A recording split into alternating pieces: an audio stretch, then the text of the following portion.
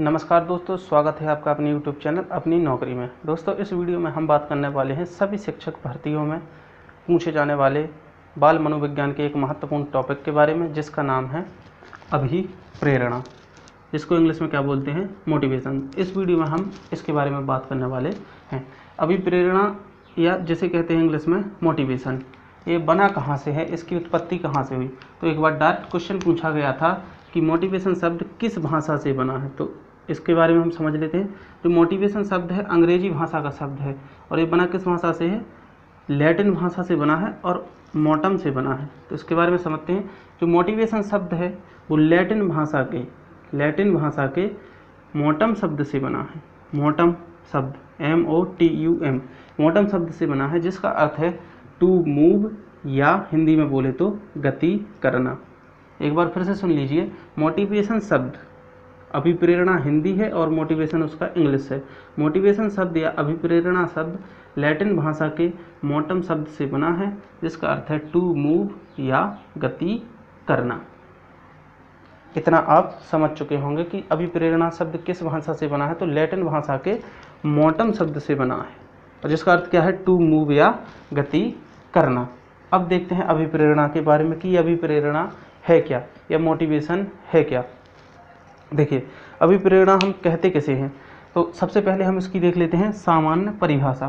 सामान्य परिभाषा में क्या लिखा है कि अभिप्रेरणा एक ऐसा आंतरिक बल है। अभिप्रेरणा एक ऐसा आंतरिक बल है जो व्यक्ति को लक्ष्य की ओर अग्रसर करता है। लक्ष्य या इसे हम क्या कह सकते हैं, या अगर कोई उद्देश्य है तो उद्देश्य की ओर अग्रसर करता है, उसे हम क्या बोलते हैं, अभिप्रेरणा बोलते हैं। ये हमारी सामान्य परिभाषा है। अभी हम बहुत से मनोवैज्ञानिकों के आधार पर पढ़ेंगे, लेकिन हमारी सामान्य परिभाषा क्या है कि जो व्यक्ति को लक्ष्य की ओर अग्रसर करते हैं वो अभिप्रेरणा है।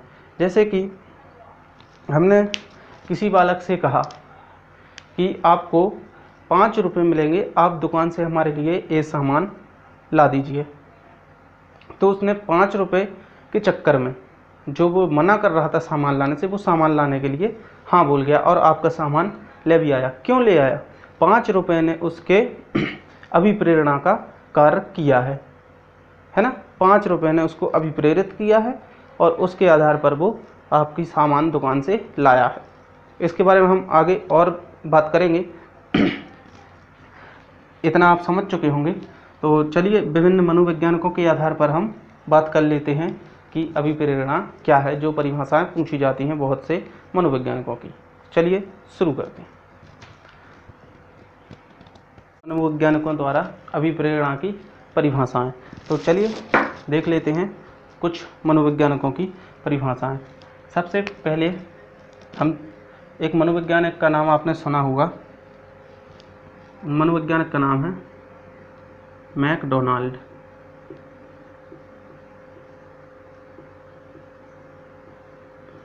मैकडोनाल्ड, आपने इनका नाम सुना होगा। तो मैकडोनाल्ड जी क्या कहते हैं? मैकडोनाल्ड जी कहते हैं कि अभिप्रेरणा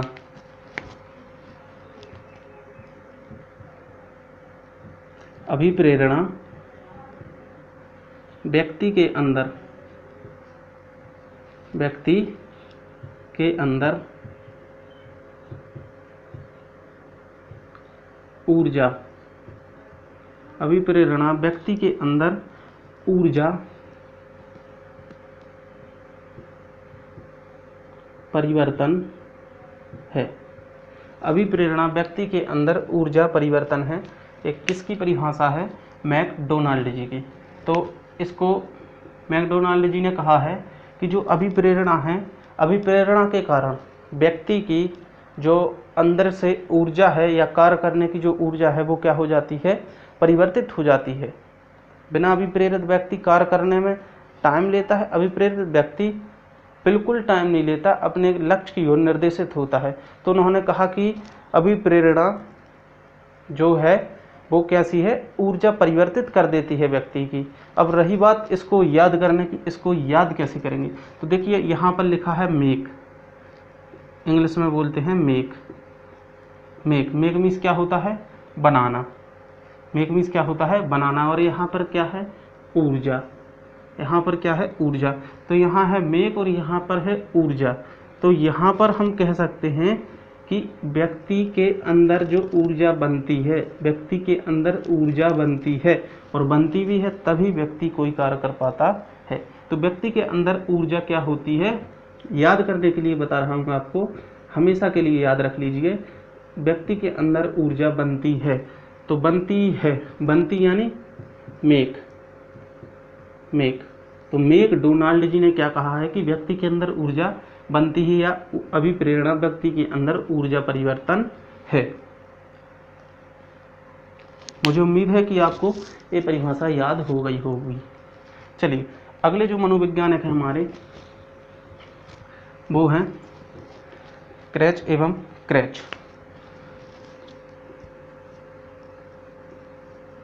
क्रेच एवं creche, creche and creche, creche एवं क्रेच, क्रेच और क्रेच, कुछ भी बोल सकते हैं। तो क्रेच एवं क्रेच जी क्या कहते हैं कि अभिप्रेरणा,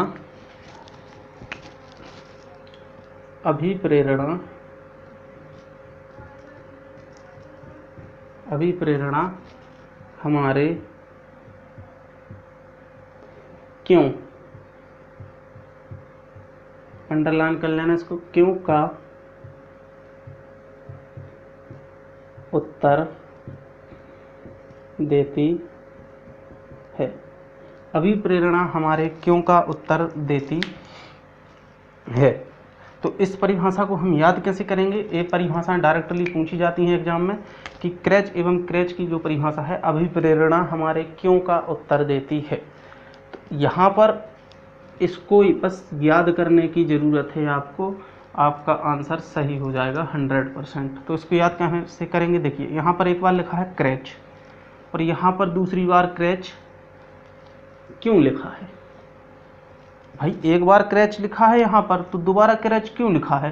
तो अभिप्रेरणा हमारे क्यों का उत्तर देती। जब एक बार क्रैच लिख दिया है तो दोबारा क्रैच लिखने की क्या ज़रूरत थी। तो क्रैच एवं क्रैच याद करने के लिए आपको बता रहा हूँ कि अभिप्रेरणा हमारे क्यों का उत्तर देती है। तो क्रैच एवं क्रैच, एक बार क्रैच लिख दिया तो दोबारा क्रैच क्यों लिखा। तो इस प्रकार से आप याद कर लेंगे कि अभिप्रेरणा हमारे क्यों का उत्तर देती है। अगले मनोवैज्ञानिक हैं जो आपके, वो हो जाएंगे आपके B.F. स्किनर, और इनकी परिभाषा बहुत ही प्रचलित परिभाषा है। इनका पूरा नाम है बुरहस फ्रेडरिक स्किनर, B.F. स्किनर। इनकी परिभाषा क्या है, क्या कहते हैं ये, बहुत से लोगों को याद भी होगी इनकी परिभाषा और बहुत से लोगों को सुनी भी होगी। तो B.F. स्किनर क्या कहते हैं कि अभिप्रेरणा,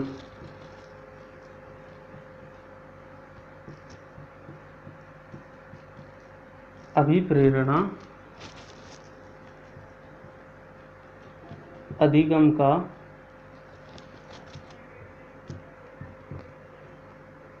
सर्वोत्कृष्ट राजमार्ग है, राजमार्ग है। स्किनर जी क्या कहते हैं कि अभिप्रेरणा अधिगम का सर्वोत्कृष्ट राजमार्ग है। किसकी परिभाषा है ये, B.F. स्किनर की परिभाषा है। B.F. स्किनर जी क्या कहते हैं कि अभिप्रेरणा अधिगम का सर्वोत्कृष्ट राजमार्ग है। इसको याद कैसे करेंगे, तो देखिए बुरहस फ्रेडरिक स्किनर जी की परिभाषा जो है उसमें लास्ट में क्या लगा है, नर, और यहाँ पर क्या लिखा है, राजमार्ग। यहाँ पर है नर, यहाँ पर लिखा है राजमार्ग। तो राजमार्ग पर या नेशनल हाईवे पर सबसे अधिक कौन चलता है, तो कौन चलता है, नर। आपको याद करने के लिए बता रहा हूँ, बाकी ऐसा कोई उद्देश्य या ऐसी कोई बात होती नहीं है। तो अभिप्रेरणा अधिगम का सर्वोत्कृष्ट राजमार्ग है, तो कौन चलता है राजमार्ग पर, नर। सबसे ज़्यादा मेल चलते हैं, इसलिए यहाँ पर हम कह सकते हैं कि अभिप्रेरणा अधिगम का सर्वोत्कृष्ट राजमार्ग है। यहाँ पर हम 3 मनोवैज्ञानिकों की परिभाषा देख चुके हैं, एक मैकडोनाल्ड जी की, एक क्रेच एवं क्रेच की, और तीसरी परिभाषा देखी हमने BF स्किनर की। मैकडोनाल्ड जी क्या कहते हैं कि अभिप्रेरणा व्यक्ति के अंदर ऊर्जा परिवर्तन है। कैसे? मेक मीन्स होता है बनाना, और क्या बनती है व्यक्ति के अंदर? ऊर्जा बनती है। तो मैकडोनाल्ड की परिभाषा है अभिप्रेरणा व्यक्ति के अंदर ऊर्जा परिवर्तन है। अगला है क्रेच एवं क्रेच के अनुसार। तो एक क्रेच है यहाँ पर, एक क्रेच और क्यों, तो अभिप्रेरणा हमारे क्यों का उत्तर देती है। अगला है BF स्किनर की परिभाषा, अभिप्रेरणा अधिगम का सर्वोत्कृष्ट राजमार्ग है। तो राजमार्ग पर सबसे अधिक कौन चलता है? नर्व। इस प्रकार से हम इसको याद कर सकते हैं। चलिए एक परिभाषा हम और देख लेते हैं, एक मनोवैज्ञानिक की काफ़ी प्रचलित परिभाषा है, वो है हमारे अगले मनोवैज्ञानिक गुड। आपने इनका भी नाम सुना होगा।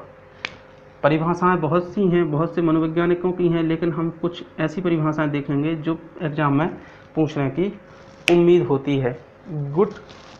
गुड महोदय हैं जो, वो क्या कहते हैं? वो कहते हैं कि अभिप्रेरणा जो है एक, क्या कहते हैं? अभिप्रेरणा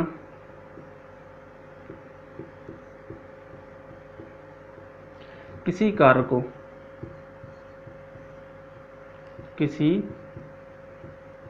को आरंभ करने,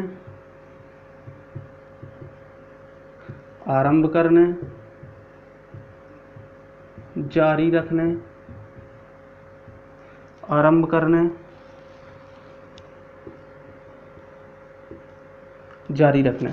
गुड जी कहते हैं कि अभिप्रेरणा किसी कार्य को आरंभ करने, जारी रखने एवं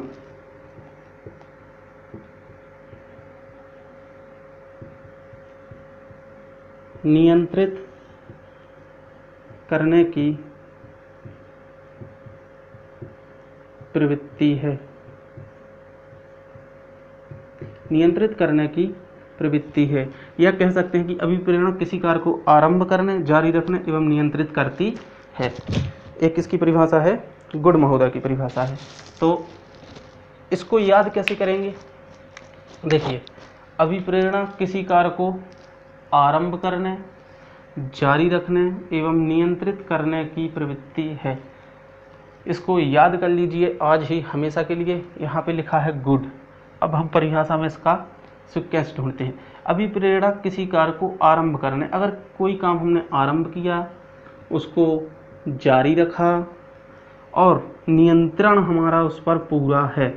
किसी कार्य को हमने शुरू किया, जारी रखा और उस पर हमारा पूरा नियंत्रण है, तो लोग क्या कहेंगे? गुड।